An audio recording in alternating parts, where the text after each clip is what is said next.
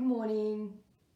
I thought today I'd record how to collect seeds, in this case tomatoes, but I believe you can do it for all types of seed collection when it comes to vegetables, fruit and vegetables.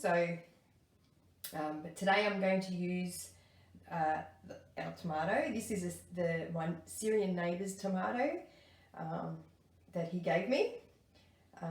He gave me a few plants for the summer season and I put them in pots, but going into next season I'll probably want to collect the seeds so I can actually try them again, but in the ground this time, or in the beds, not in pots. So this method is using the fermentation method, and I think I'll continue to use this method going forward. However, my go-to expert, which is Vasily from Vasily's Garden, he mentioned on his YouTube video that removing the gel coating completely can be detrimental to the health of the seed, and may need protecting and stuff. So we'll experiment going forward and see what happens. But I found this to be it's the gel coating over the seed that actually sticks to your paper, or when they dry they stick together. So that's the sticky part.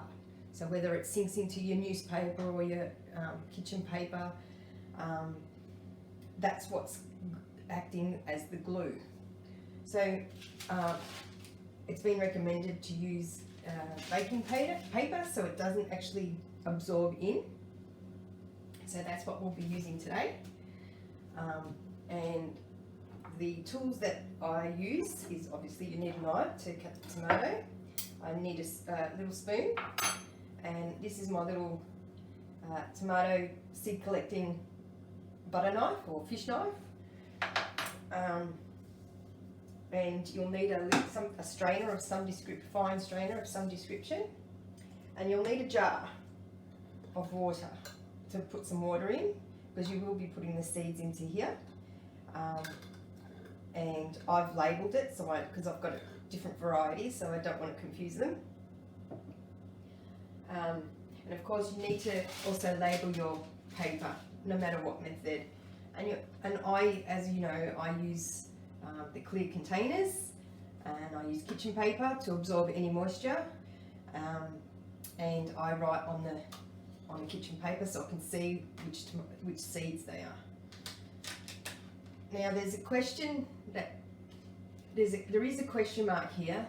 Some people say to keep your seeds in the fridge, and others say you don't need to. So I don't know what the correct answer is.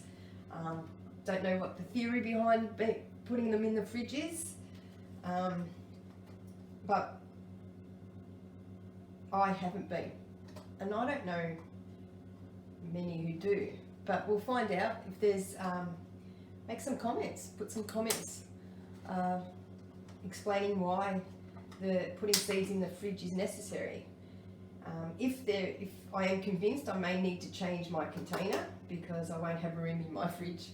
If I keep using these containers, it'll be filled up with seeds and no room for anything else. So, to be continued on this one. So we'll just start.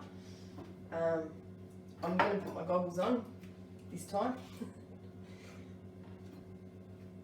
And I cut the tomato in half.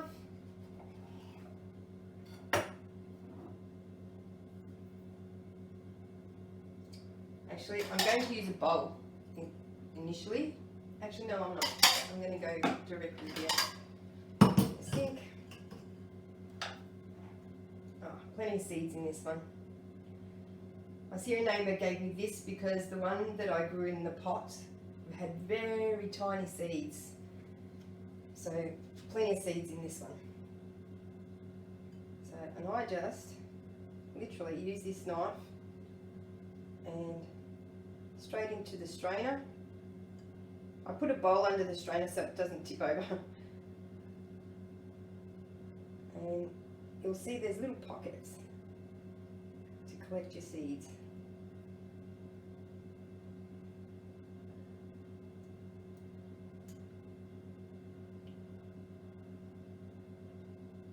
This is a great eating tomato from a Zeb platter or a salad.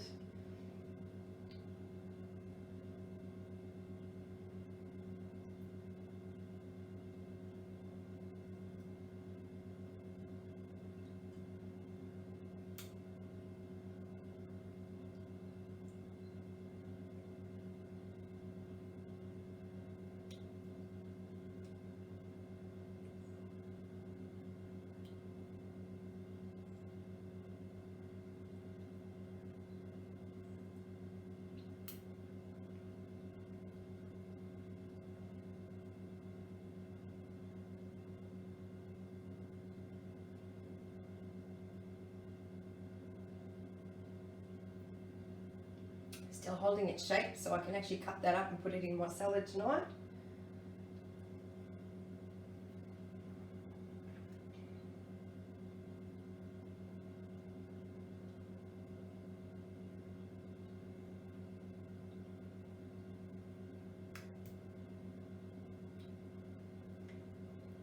So and then I'll just fast forward this for the purpose of this video.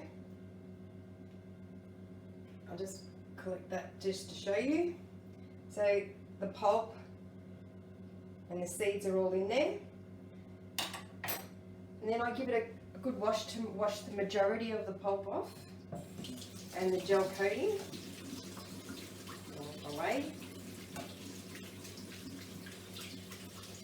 I have had success in just washing this away as best, really well, and putting it on kitchen paper, and they tend to just come on baking paper, and it comes off quite easily.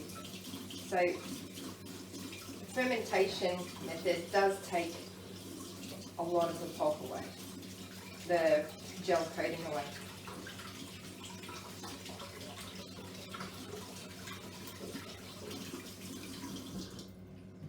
Should be enough. And then this is where I have the jar of water. This is where my spoon comes in. Pick it up and I put it in the water.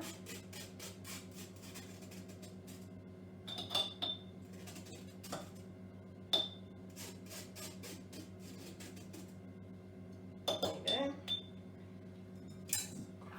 And what you do is you leave that for 2 to 3 days. It has been set up to a week, and apparently the ones that aren't viable may float, so you could probably get rid of those. But yeah, come back, just leave it out of the sun, obviously.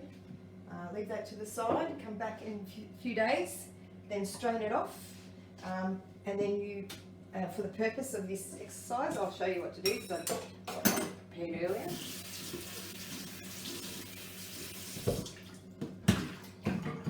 So it's been going for a few days.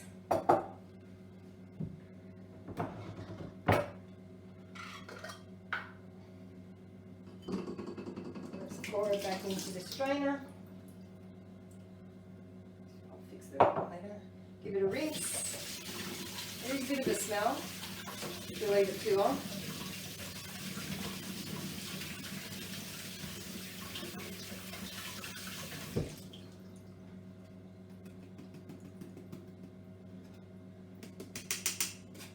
And you'll see that the pulp has basically disappeared. And then take that, gel coatings off them, I put that on greaseproof paper. I spread that out as best as possible. It's not as easy to spread as it would be on kitchen paper, but you don't really need to. Let them dry out for a couple of days, and I found that it dried out so quick because it hasn't got the gel coating and the pulp is a lot less. and that's easy to scrape off. Once they're dry, put them in here in your container. Make sure they're very dry before you seal them, otherwise they may mould. And I do that, I just leave it open, let the kitchen paper absorb as much moisture as possible. And then when it's ready, I close it up and I store it. And there's my demonstration on using the fermentation method. I've got a few big M's to go through still. My tomatoes are still growing, very slow. I've got a lot of green tomatoes. I'm thinking of just pulling them out and making some green tomato relish with what's left over, because my seedlings are ready to go in for winter crops and I need the space. Yeah, I'm just going to continue with this now. My next video will be on garlic, how to prepare the cloves and sowing some garlic. My previous video you would have seen me prepare the beds, so they're ready to go.